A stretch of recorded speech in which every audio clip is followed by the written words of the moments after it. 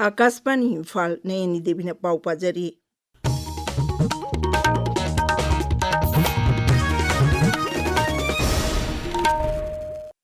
नुमित निनी चुपना चथगदबा कुन्नी थोई सुबह Kachai lemon festival horticulture and soil conservation की कमिश्नर थाइथुइलुंग पामैनांगसी कचाई विलेज हौदोक्रे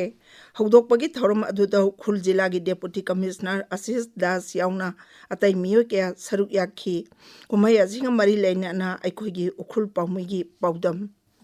कचाई खुंजा सिंह की तमक ती चंप्रा योकपसी लाइवलीहुड सस्टेनेंस की तमक ओय लोइनना जही खुटिंग पांगथोक पर लेमन फेस्टिवल असिना लेमन फार्मिंग की आर्था थोखन बखक नतना Kachai lemon the pride of Manipur सि मपुंगफा न खांगन की इंडिया के लेमन ग्रोइंग एरियाज मरक द जीआई टेक फंगबसी कचाई खक्ता ओय लोइनना हाईएस्ट एस्कोपिक कंटेंट छु ओय नुमित अनि पांगथोक कतब फेस्टिवल असिता अहानपा नुमित लेमन सेल्स तौई लोइनना एंटरटेनमेंट प्रोग्राम्स कया पांगथोकी अमासुंग अनि सुपा नुमिता लेमन फार्मर्स सिंह की तमक एक्सपर्ट सिंह द ट्रेनिंग पांगथोकपीकनी मणिपुर द शांति मथंग मथंग हंचलकपका लोइनना कुमशी के लेमन फेस्टिवल मपुंगफाना पांगथोकतुना ले आकाशवाणी इम्फाल की पाव की तमक उखरुदा की सोथिंग शिमरी नेशनल रोड सेफ्टी मन लिसिंग अनि कुंतरुका मरी लेना मियामदा लंबी की नियम ngakna chan anaba amadi ningthina khangan bagi campaign sing tongan tongan bajila sing da chathari thabum mama chumna chataka da ba campaign si saruk ama oina Imphal West DC lambi kangla gi nungchup thangba gate wahingbam laikai parking area singjamai police station kaukana chingba mafam singda asigumbai awareness drive sing tha asida leptana pangthokani hairi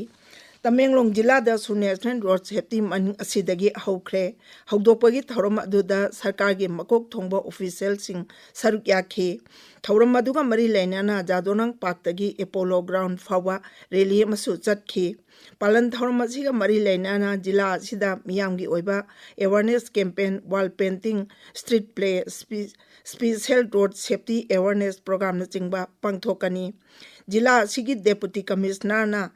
DL ओ सिंगदा office memorandum थादुना सरुक यानबा खंगनख्रे national sports university की निपान चुबा कुमोन थौरम से Khuman लंपाक sports complex था औजिक पांगथोकली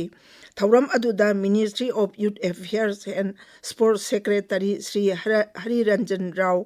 ministry of youth affairs and sports की joint secretary doctor Sovit Jain Padmashri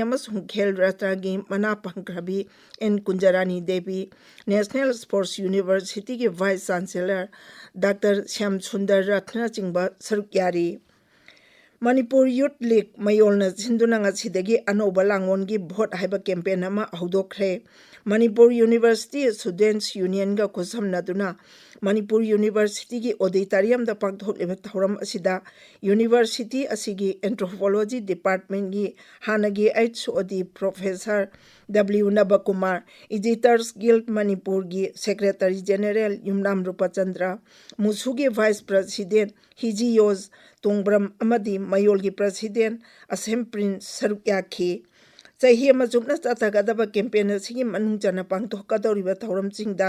vote सेंजा थुमजा तौदना कांगलोन Chumna पांगथोकबा अमदी मियामना सुमखोय मसा मसागे अपाम्बा म्यूसिंग खनबना खुनाय असिगी तुंगी लंबीदा हेना अफबो ओइरकनी हाइबसिगी मतंगदा अखंग अहि सिंगना वा nganggani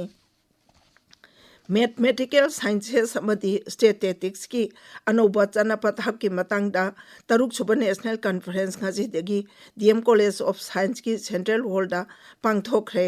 धन मंजूरी यूनिवर्सिटी की मैथमेटिक्स डिपार्टमेंट सिंबा थौरम असि ministry of statistics and programme implementation अमदी अनुसंधान नेशनल रिसर्च फाउंडेशन अनि की सेंथंग मकादा था असिगी तारानिपान फाव चथगनी मणिपुर स्टेट लाइवलीहुड मिशन अमसुंग department of rural development and panchayati raj अनिना सिंधुना रूरल रूट्स मार्केट हाइबसिदा लाइयेकपा चांगदमनबा अमा पांगथोखरे चांगदमनबा अदु इम्फाल ईस्ट की चिंगारेल तेजपुरदा लेबा याइफलमजिंग कांगलुप कम्युनिटी हॉलदा पांगथोकिबनी प्रधानमंत्री नरेंद्र मोदी ने न्यू दिल्ली की भारत मंडपम पांगथोकपा स्टार्टअप इंडिया इनिशिएटिव चाही तरा मपुंग फारकपगी थौरमदा सरुक यारी थौरम अदुदा प्रधानमंत्री ने इंडिया वाइब्रेंट स्टार्टअप इकोसिस्टम की मिहुत कांगबुसिंगा उनदुना वारी वताई सानखी पाउलुजरे।